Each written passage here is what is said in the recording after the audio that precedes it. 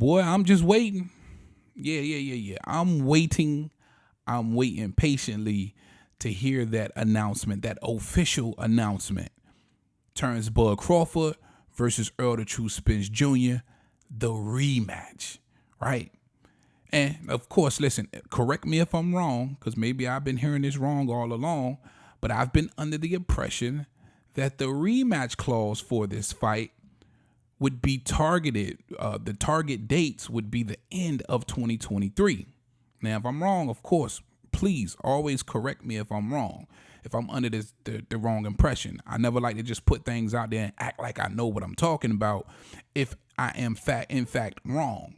But I could have sworn I've heard on several occasions now that if they were to do a rematch, it would be targeted at the end of 2023. And when I hear that, I automatically think November, December. And typically when you do a rematch, it's within 6 months. You know what I'm saying? So that would be right inside of that window for a rematch, the end of this year. We have yet to hear an announcement for this. And it's always good when you can get that announcement out early, especially if you know that the fight is going to happen, to give you more time to promote the fight. And I do believe the second fight would need even more promotion and promotional tours than the first one. Why? I think we all know why. It's because it was such a one-sided fight that a lot of people don't really want to see the second one. So you have to get on your promotional bike and push this fight as hard as you can and for as long as you can to really get the hype going behind it if you really want to package this ass whipping up and try and resell it to the public. All right? Oh, we got to talk about it. What up, YouTube? Big T.O. Heavy Bad Boxing TV. Man, get your goofy ass in here and hit the bag. Hit that like button for your boy. That helps the channel. I appreciate that love. Shout out my gang, man, my bag hitters. Y'all already know the count. Now, listen. Again, they got to push this thing early and hard if they want to repackage this and sell it back to us, the purchasing and buying public, the consumer. Because again, a lot of us not really interested in seeing this ass whooping again.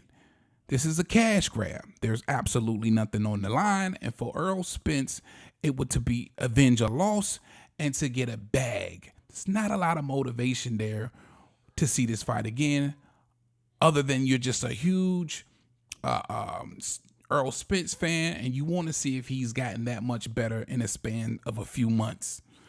Now, I do have some audio that I think is really critical to the point that I'm going to drive home at the end of this video. But first, real quick, I got to share this with y'all. I'm on Facebook and I'm not on social media as often as I probably should be to try and promote the channel, but I'm busy doing other things. But when I do get up there today, I see this image in my memories, and it's been 10 years. And I wanted y'all to have a look at this, man. This is crazy. I looked at this. I'm like, boy, you getting old, bruh.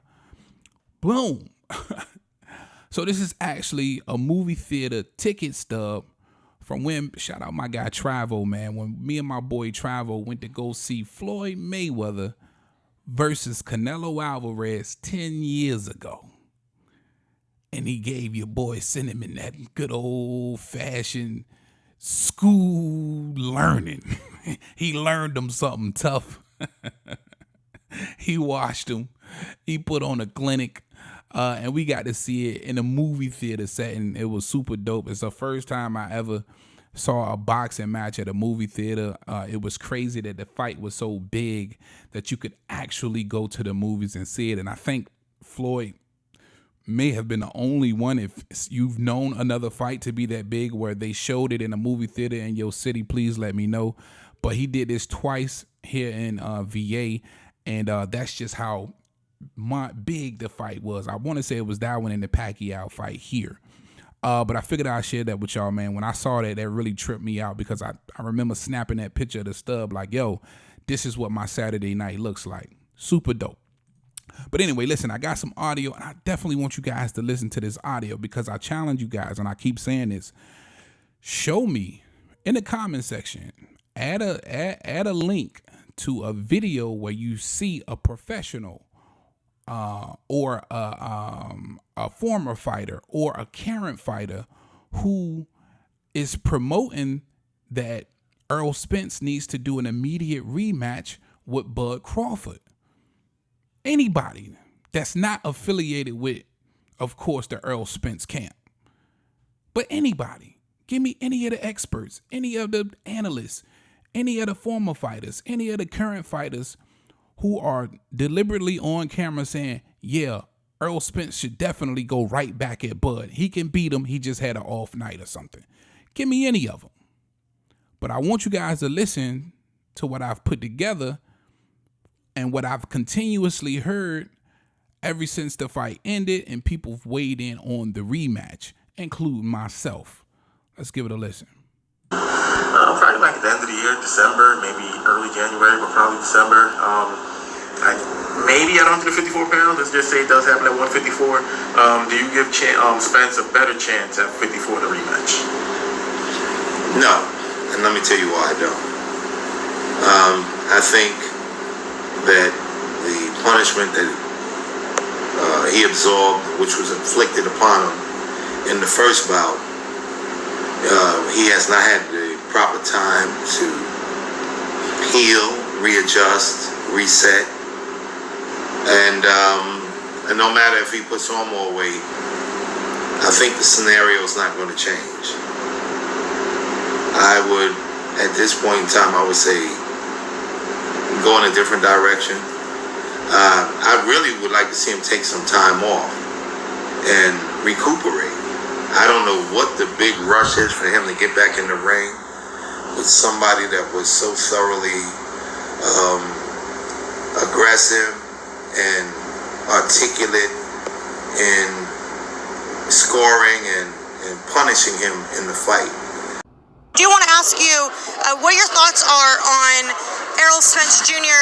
Activating his rematch clause. In this particular situation, I really have no interest in the rematch. I don't. The first fight decided it for me. I don't have no cares in the world for the rematch. I don't want to see it. I just don't see anything different. I mean, it was very clear that Terrence can hurt Errol. That was what I was more banking on, the fact that Errol fights at a pace and an ex-lightweight like Terrence wouldn't be able to hurt Errol and stop that pace. I was wrong. Terrence can clearly hurt Errol, and so Errol, for me, I didn't see even an attempt at an adjustment. Errol has to come forward to beat you and mow you down. If he starts going backwards, he's out of ideas. He can't fight going backwards. I don't know what he's going to do in terms of being more deceptive and coming forward that he didn't show us the first time. And that he hasn't showed us his whole career. I mean, Terrence is very, very deceptive, and he can hurt you, obviously. Now we've seen it. So I just don't see anything else happening besides the same result. I'll start with the against, but it probably covers both. Okay. His health. And his being, of course, Spence. And I'm not over-dramatizing this. He took such a brutal beating. I don't know how you talk about a rematch. I really don't. And look, I know people aren't going to like it because I'm not trying to keep anybody from making a living. God bless him. And Spence, he's been a tremendous champion, tremendous fighter. He was an Olympian, everything. But after that beating, I don't want to see a rematch. I don't care if it's at 154 pounds, 55 pounds, whatever it is. What's that going to change? That he's going to get hit with a little more weight behind it? Is that what it's going to change? I don't see it changing anything. But I'm more concerned, really, about his health. If he just goes in and fights Bud again the way he is now, he can fight him at 54, he can fight him at 65, none of that would matter. Does it look any different, in your opinion, at 54? As a coach, I want to let Errol go get everything checked out and make sure he's neurologically okay. If his mind, everything's okay, and his body's okay, then we'll consider a fight at 154, but we need some time to make some adjustments because we haven't been forced to make adjustments in our career. Truthfully speaking, we should sign a rematch clause, but tell them let us have 1 or 2 fights between. Secondly, we don't have to pull ourselves down so far in weight at 154. So maybe we won't be as sluggish with the weight. You understand me? Because we know Errol been killing himself for years now to make 47. So with Bud not ever having that drastic weight loss, never having going through no drastic car accident or nothing like that, anybody you put in front of him, he gonna take them apart. Whatever they call themselves. Now I forget. It's like Errol. I mean, I've been seeing a whole lot of names. It's been funny. But anyways, y'all cannot make excuses for your man, bro. Stop making excuses for him, bro. It was fair game. Both these guys sat on the dotted line, and the best man won. And I'm going to tell you this. Even if the fight happened 5 years ago, outcome was going to be the same. The outcome was going to be the same. And if you want to come at 154, the outcome is going to be the same. And I'm telling you this, because you're not going to, Spence is who he is. Ain't nothing going to change about you, bro. You can go back, you can go get the Wizard of Oz to help you, give you a special trait, or you drink a special drink and give you other gifts or whatever. Bro, I'm letting you know, you easy to read. And you cannot be easy to read when you're in the ring with a great fighter that can make adjustments and that can read you like a book. You're not going to do well. It's going to be worse the second time for you. It might be at 154 pounds this time. Do you give Spence a better chance to win, or do you think it's going to be the same result? I think it'd probably be worse, man. To be honest with you, I wouldn't take that fight. Wait, worse? Wait, why would it be worse? Just for the sake of his help, I mean, come on, man. He beat him so bad, man. There's no. If it was a little bit closer or something happened, But man, Tess Crawford gave him a beating, man. It's gonna be even worse this time, I think. But at the end of the day, that's just my opinion, Right? Crawford was the best man that night, and if they fight again, it's gonna be the same thing. Even at 154? He's a better fighter. I respect Spence and I like Spence, but he have everything. Crawford have everything. That boy Canelo say he's got everything.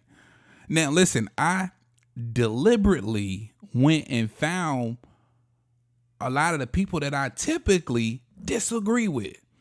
Teddy Atlas, Timothy Bradley, Paulie Malignaggi. Man, I disagree with them guys probably 80% of the time. But I had to agree with their assessments and what they had to say for sure. And I definitely agree with Roy Jones when he said, listen, maybe a fight or two in between the rematch. And I'm just using this to say, man, and this is just a drop in the bucket versus what the rest of the boxing industry experts, former fighters had to say about Errol Spence taking this rematch. And listen, all of these people not saying this thing, saying the same thing for no reason. That's the only point I'm trying to drive home here. All right, but you guys let me know what you think in the comment section, man. That's all I got for this one. Big T.O. Heavy Bag. You know who I got with me, man. Unc in the building, my guy. Talk to him, Roger. Most motherfuckers don't know shit about boxing.